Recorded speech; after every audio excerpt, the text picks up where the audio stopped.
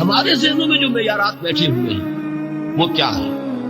کامیابی پیسے سے ہے، کامیابی جائیداد سے ہے، کامیابی کاروبار سے ہے، کامیابی شہرت سے ہے، کامیابی اقتدار سے ہے۔ یہ معیارات ہیں۔ جو جتنا دولت مند اتنا کامیاب، جو جتنا مشہور اتنا کامیاب، جو جتنا پاپولر اتنا کامیاب، جو حکومت پر پہنچ گیا کامیاب، جس نے بڑا کاروبار جما لیا کامیاب، جس نے بہت جائیداد بنا لی کامیاب۔ یہی ہے اصل میں ساری بس کی گانٹھ۔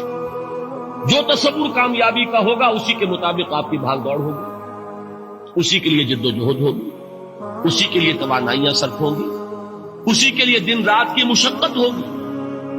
یہ ہے اصل شے جس کی یہاں نفی ہو رہی ہے۔ کامیابی دولت سے نہیں، کامیابی شہرت سے نہیں، کامیابی اقتدار اور طاقت اور حکومت سے نہیں، بلکہ کامیابی ہے ایمان سے، عمل صالح سے، تواصی بالحق سے، تواصی بالصبر سے۔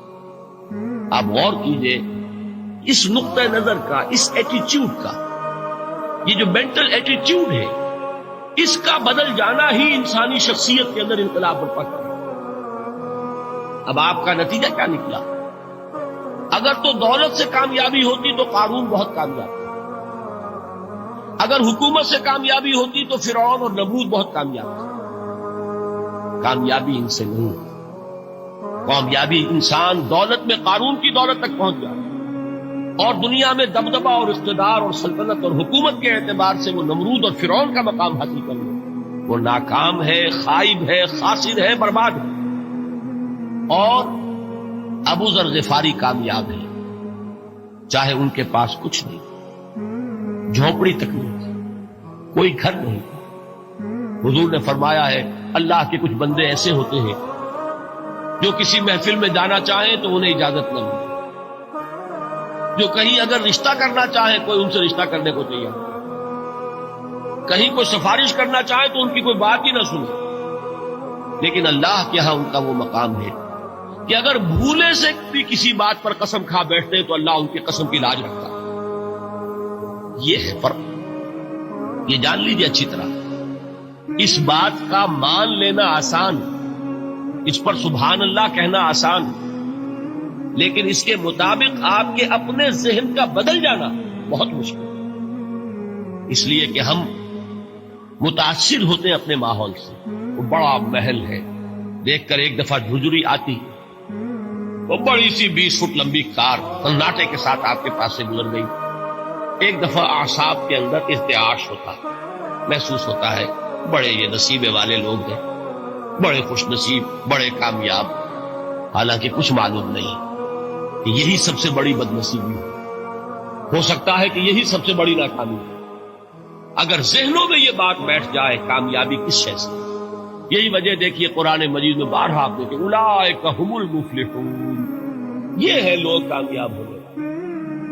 آج ہی آپ نے نماز میں وہ آیات سنی، یا ایھا الذین آمنوا ارکعوا واسجدوا واعبدوا ربکم وافعلوا الخیر لعلکم تفلحون۔ اے ایمان والو، رکوع کرو، سجدہ کرو، اپنے رب کی پرستش اور بندگی کرو اور اچھے کام کرو تاکہ تم کامیاب ہو جاؤ۔ تو کامیابی کن چیزوں سے ہے؟ یہ ہے سب سے بڑا سبق۔ یہ ہمارے دل میں اگر بات بیٹھ جائے، ٹھک جائے، تو زندگی بدل جائے گی، صبح و شام بدل جائیں گے، نقشے بدل جائیں گے، بھاگ دوڑ کا رنگ بدل جائے گا، ویلیو سٹرکچر بدل جائے گا۔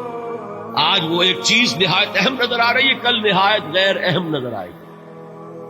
جیسے کہ حضور کی حدیث ہے مالی ولی دنیا، مجھے تمہاری اس دنیا سے کیا سروکار، انما مثلی کراکب استظل تحت شجرۃ ثم راح فترکها، میری مثال تو اس سوار کی سی ہے جو تھوڑی دیر کے لیے ایک درخت کے سائے میں ٹھہرتا ہے سستانے کے لیے، پھر وہ اپنا راستہ لیتا ہے، اسے اس درخت سے مستقل تعلق اس کا نہیں ہے، وہ اس کا گھر نہیں، وہ اس کی منزل نہیں۔ اسی طرح یہ دنیا میرا گھر نہیں ہے۔ اب دیکھیے ہم کہتے ہیں انا للہ و انا الیہ راجعون، ہم تو مسافر ہیں، ہم اللہ کے پاس سے آئے، اللہ کی طرف ہمیں لوٹ جانا ہے۔ کن فی الدنیا کانک غریب و عابر سبیل، حضور فرماتے ہیں دنیا میں ایسے رہو جیسے کہ تم اجنبی ہو یا راہ چلتے مسافر۔ لیکن یہ طرز عمل کب ہوگا؟ جبکہ یہ آیت ہمارے ذہنوں کے اندر بیٹھ گئی ہو، والعصر ان الانسان لفی خسر الا الذین آمنوا وعملوا الصالحات وتواصوا بالحق وتواصوا بالصبر۔ یہ ہے اصل بات جو میں نے عرض کیا تھا کہ میں بتاؤں گا صحابہ کیوں ایک دوسرے کو یاد دلاتے ہیں۔ اس لیے کہ دیکھیے جیسے برف باری اگر ہو رہی ہو، آپ باہر نکلیں گے تو برف آپ کے کپڑوں پر جم جاتی ہے نا، تو آپ جھٹکتے ہیں کپڑوں کو تاکہ برف ہٹ جائے۔ ہمارے ایمان پر اس دنیا میں رہتے ہوئے جب ہم متاثر ہوتے ہیں ماحول سے تو گردہ آ جاتا ہے، برف پڑ جاتی ہے، اس کو جھٹکتے رہنے کی ضرورت ہے، اور وہ جھٹکنے کی بہترین اور مؤثر ترین شکل یہی ہے کہ یاد رکھو کامیابی ان چیزوں سے نہیں ہے۔ چمک دمک جو ہے دنیا کی، یہ ساری چمک دمک جو تمہیں رجھا رہی ہے، جو تمہیں اپنے اندر گم کیے ہوئے، یہ لفظ گم پر اقبال کا وہ شعر یاد آ گیا کہ کافر کی یہ پہچان کہ آفاق میں گم، اور مومن کی یہ پہچان کہ گم اس میں ہے آفاق۔ تم گم نہ ہو کر رہ جاؤ، اس میں مبہوت نہ ہو کر رہ جاؤ، مرعوب نہ ہو کر رہ جاؤ، دنیا ہی کی محبت تمہارے اوپر ڈیرے نہ ڈالے، تمہارے دلوں کے اوپر مسلط نہ ہو جائے۔ لہذا تازہ کرتے رہا کرو، والعصر ان الانسان لفی خسر الا الذین آمنوا وعملوا الصالحات وتواصوا بالحق وتواصوا بالصبر۔ پھر یاد کر لو، پھر تازہ کر لو اپنے اس یقین کو کہ کامیابی دولت سے نہیں، کامیابی ثروت سے نہیں، کامیابی اقتدار سے نہیں، کامیابی شہرت سے نہیں، کامیابی جائیداد سے نہیں، کامیابی ہے ایمان سے، کامیابی ہے عمل صالح سے، کامیابی ہے تواصی بالحق سے، کامیابی ہے تواصی بالصبر سے۔ یہ چار چیزیں ہیں کہ جو کامیابی کے لوازم ہیں۔